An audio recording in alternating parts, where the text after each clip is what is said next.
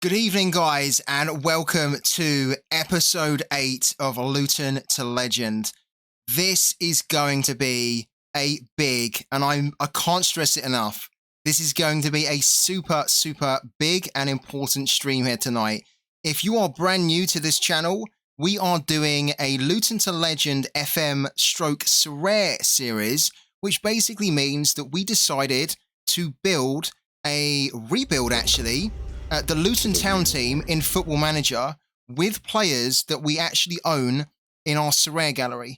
And if you're completely new to Sorare, and if you don't know what Sorare is essentially a mix between FPL, Football Manager, FIFA, and Panini sticker collecting. It's the fusion of all that, which takes place on the blockchain. So it's effectively the Web3 version of Football Manager. Apart from, you can't get sacked. And we are hoping that tonight we avoid the sack. Yes, this is the great sack escape. We are in trouble. We are massively in trouble here in our Luton to Legend save. And you would be forgiven for thinking that this was actually a Luton to League One save, because it's been going the complete opposite of where we need to go. We got off to a great start in this series.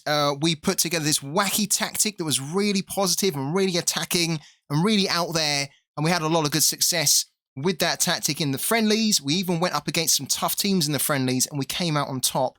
We had a good first couple of games in the season, mainly at home, and then since then, it's all been downhill. And in the last episode, it culminated with us having a sit-down meeting with the board, and the board basically said to us, you need to sort it out over the next month, or all this kicking out that you've been doing in the club, the rebuild that you've been doing, kicking out everyone, getting in your Sorare players, it's all going to be for nothing, because we're going to kick you out if you don't sort it out. So we are literally backs up against the wall. We have to start winning games.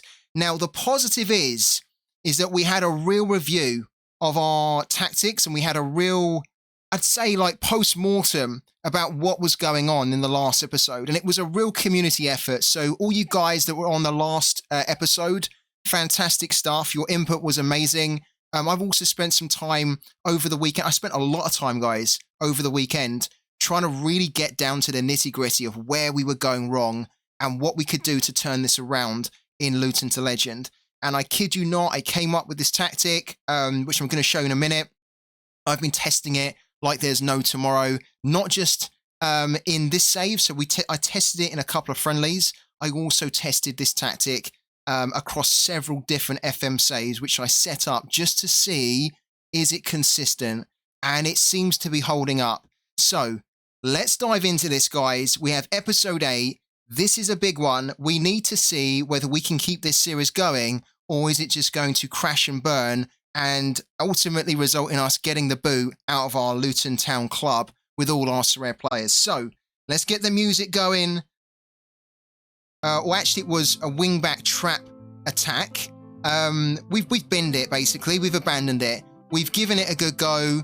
It's not working for us anymore. And as I say, we can't mess about anymore. We need to start getting results. Now, what you can see at the top right is that if we just click on the fixtures here, this has been, in case you're brand new to this series, this has been our run so far. So we had a good amount of success in the friendlies. Admittedly, there were a couple of really easy fixtures like Boreham Wood, Dunstable, but then we used the old tactic against Everton, we used it against Madeira, we used it against Forenza, and we actually performed quite well. It was holding up for us. We used that old tactic in the first game of the season against Birmingham. We came out on top 2-0, we looked really good. Then we kind of got hammered in the next game after that against Burnley. We kind of put that down to Burnley just being super strong. They're one of the favourites to be getting promoted in the Championship in a Football Manager save. So we just thought, you know what, this is just they're a class above. It's not to do with the tactic. It's just they are just so much superior than us. We then got hammered against Forest Green. We was not in charge of this game. We actually gave this game to our assistant manager, and we went on holiday actually for like a couple of days because we're just not interested in the Carabao Cup. This is Luton to Legend. This is all about trying to get this Luton team into the Premier League with our Sorare players. So we just thought, you know what, we're not going to waste time sitting there watching a Carabao Cup first round against Forest Green. The boys should be fine. The assistant manager knows what he needs to do. Just go and do it. We then came back from holiday to see that we got hammered at home 3-0 to a team that are basically 2 or 3 leagues below us. And then that was probably when the alarm bells were starting to ring. And we were thinking, okay, that doesn't seem right. Something's a bit up here. We then dismissed the alarm bells because the very next game, we then went and won against Preston at home 2-0. So again, we kept a clean sheet. It's another kind of nice, solid result at home against a fairly decent team. After that, I actually thought that our tactics would start to go to another level. They would go to a higher level. They would show us that we can start to compete further and bigger and better. No. How wrong were we? It literally went downhill from there. And I'm not sure whether we just had this placebo effect with our tactic or whether the AI just started to figure out how we were playing with our tactic, or whether the tactic just doesn't work or it just stopped working. But something happened after this game, and you can now see this was our run of results. Loss after loss after loss, and it wasn't even like we were really in the game. It's not the fact that we were losing, it was the manner of the defeats. There was something seriously wrong, and it has kind of continued.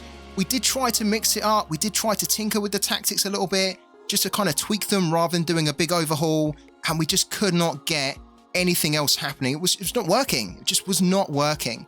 And so by this point here, when we lost 2-0 to Blackburn, this was literally when the board said, we need a meeting with you. We need to work out what the hell is going on at our club, because you are about to take our club right out of the Championship if you carry on like this. And after that point, which was kind of at the end of the last episode, I think we got to the point where we're like, right, what do we need to do here? Because we've got great players. We really do. We've got players that are better than getting spanked like 4-0 at home by Stoke and 3-0 at home by Coventry. We're better than that. We're so better than that.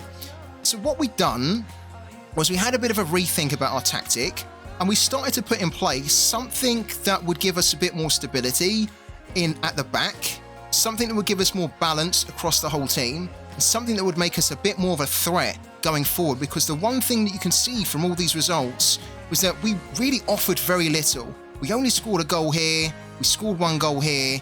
We were struggling. Most of the time we weren't even scoring. And when we were looking at the stats, we weren't even presenting a threat.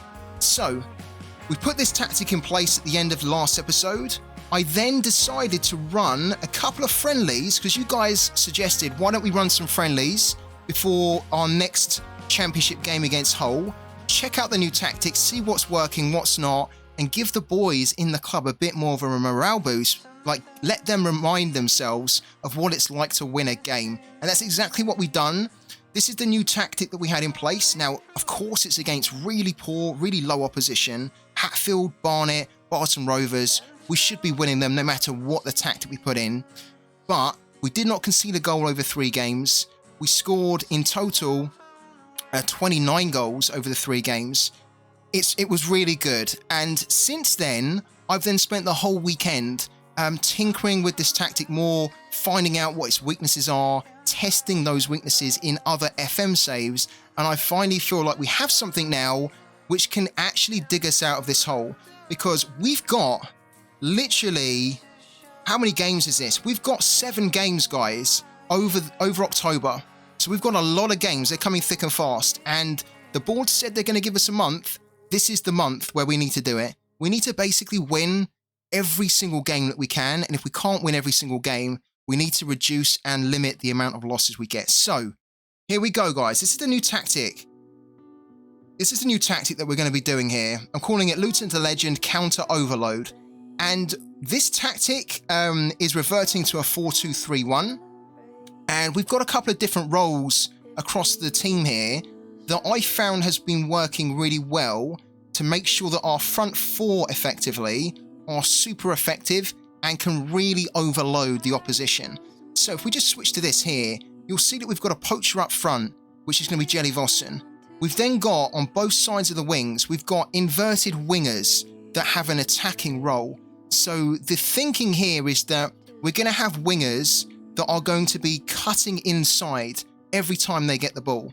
So they're going to be congesting the middle of the pitch, and they're going to make it very difficult then for the defenders to kind of track and mark the players in the middle, because there's just going to be too much going on.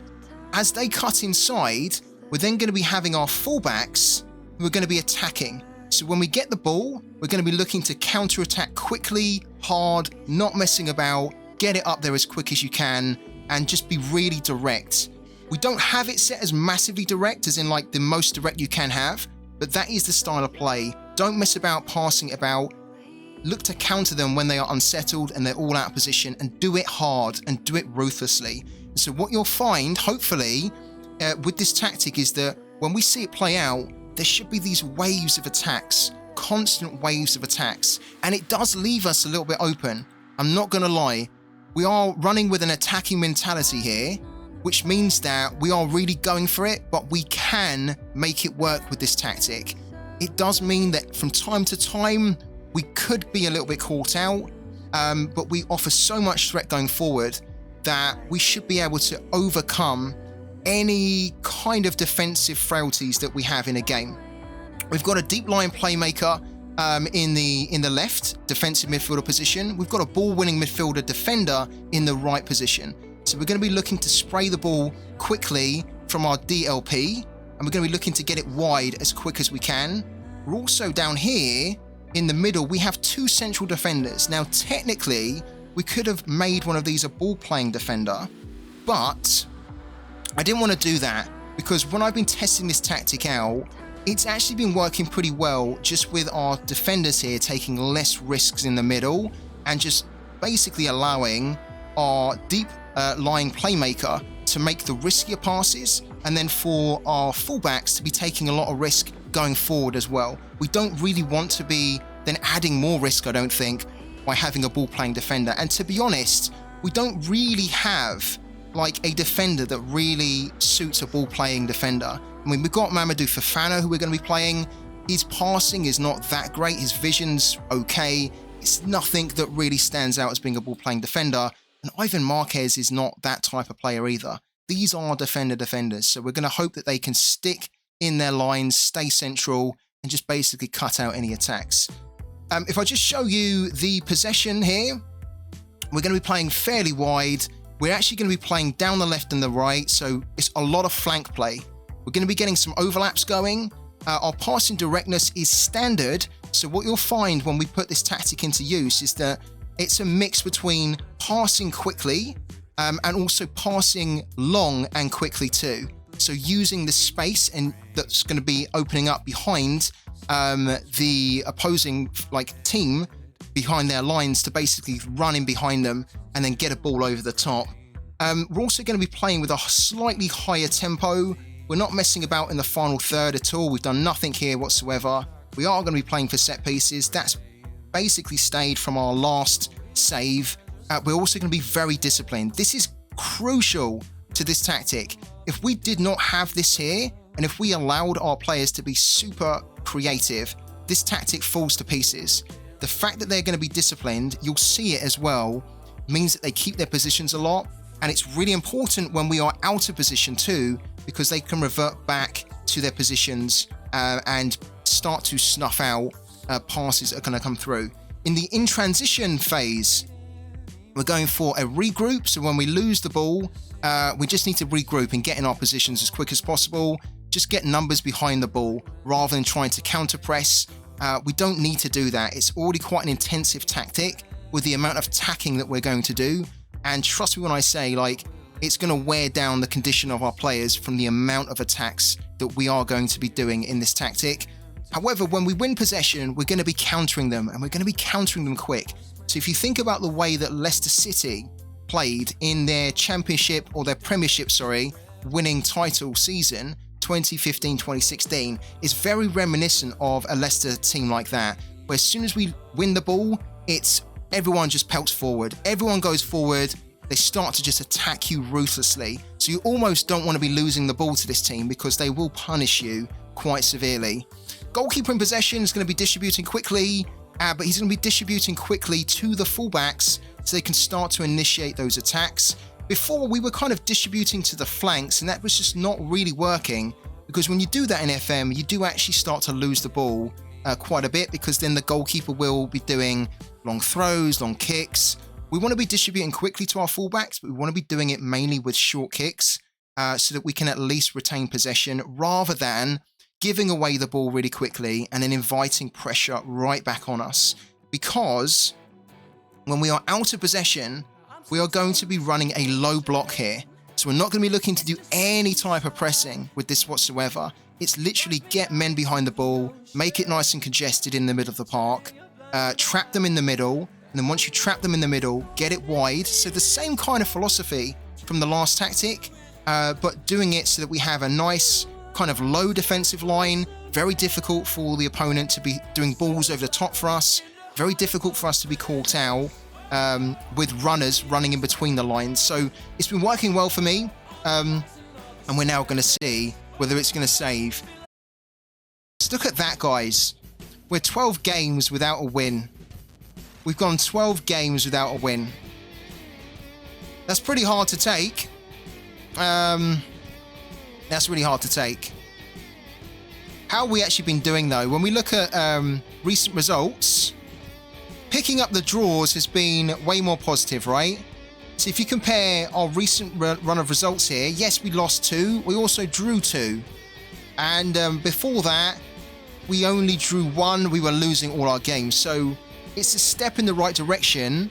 The only problem is I don't think we're going to get enough time at this club to kind of see this really, I feel like this tactic that we put in place now is almost too late. If we can get some kind of a result against Norwich, then we give ourselves another game that we can then salvage ourselves to. I think if we lose to Norwich, which technically we would be expected to lose, right? It's the top team going up against us, the bottom team, and we are going up against them away. It's going to be really hard here. I think our tactic could be exposed here. And I think it would be technically a little bit harsh to sack us after this game against Norwich, because we should be expected to lose this game, right?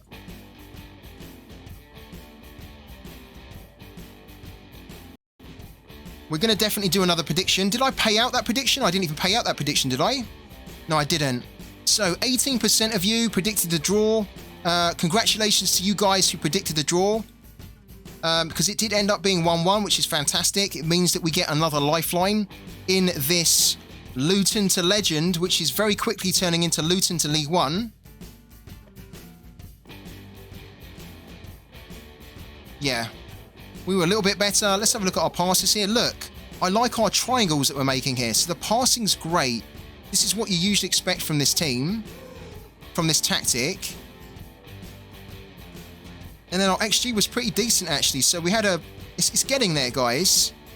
I'd like to say that anyway. I don't think it's going to be getting there after this next game, because this next game, I think we're going to get hurt badly. They play a 4-2-3-1, fluid with a positive mentality. We're going to be playing attacking here.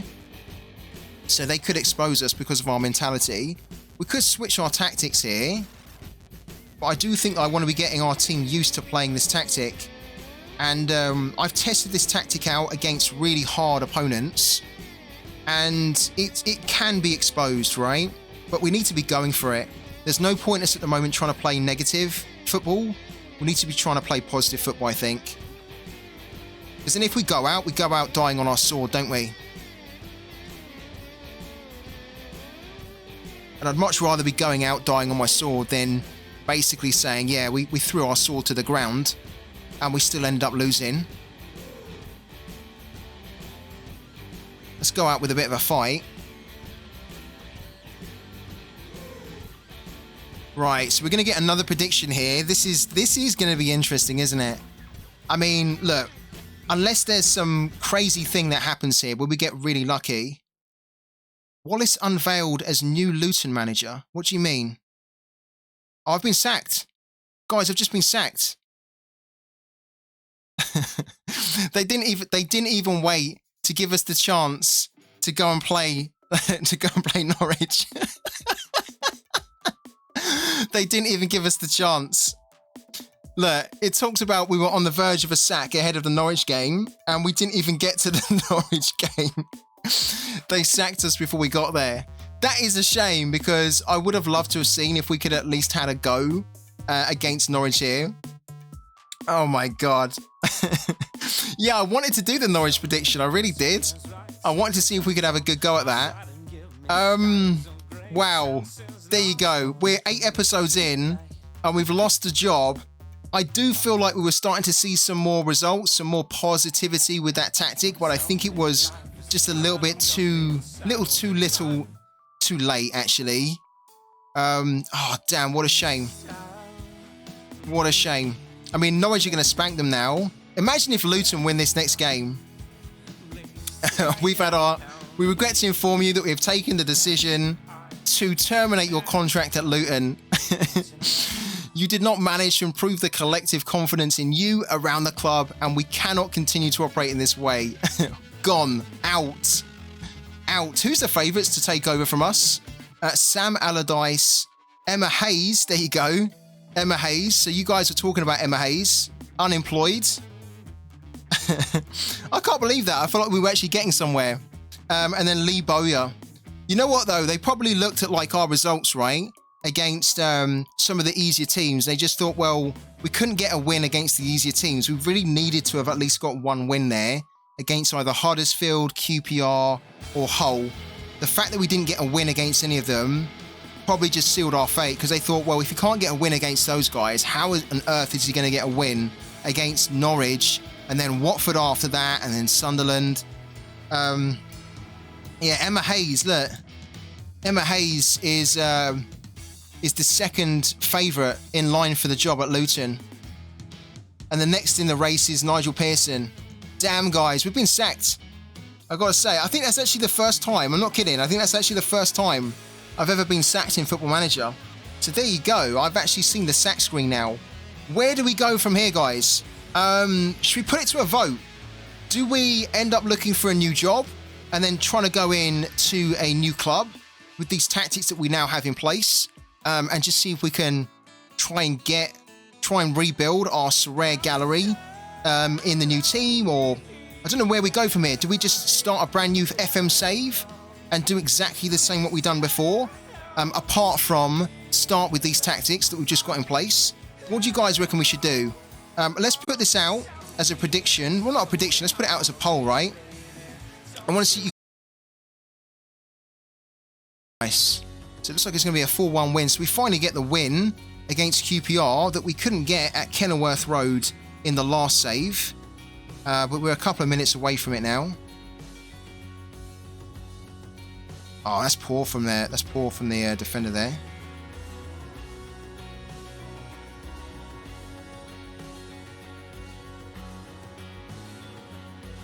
Come on, guys. Just keep it. There you go. It's all over, guys. So we get the win in the end against QPR. So justice there. And you can see with the XG chart, our XG is really good. It's got this high spike to it. So it's consistently higher than the opponents. And usually when you're in that situation, you should then win the game. If you also have a look here on the match stats, so we should be winning in pretty much every single match stat with this type of tactic. So shots had 16 to 13, on target 5 to 4, XG's 2 compared to 0.49. Off target, yes, we are going to have more off target because we're being a lot more adventurous and daring with our attacking. So we are literally shooting at every opportunity. The more shots we have, almost like law of averages, the more that in theory we'll then get on target, but we'll also have a lot off target. 2 woodwork compared to their 1 clear-cut chance, 62% possession. We do miss out here on the corners just a little bit. We make less fouls, which is a good thing because we're keeping more of the ball. Our offsides are less as well, which is pretty good. And then when you look here, we're making decent amount of passes completed. Tackles 1 is good. Headers 1. The amount of kilometers that we run usually is quite a lot because it's quite a demanding tactic. Our progressive passes is way more, nearly double actually, well over double than the opponents. And then our high intensity sprints are also quite high.